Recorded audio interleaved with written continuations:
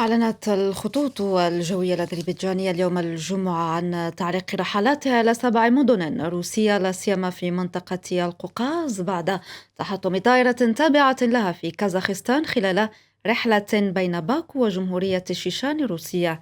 وأوضحت الشركة في بيان لها أن القرار اتخذ بالنظر إلى النتائج الأولية للتحقيق حول تحطم طائرة من طراز إمبراير 190 ما أسفر عن وفاة 38 شخصا وإلى المخاطر على سلامة الرحلات.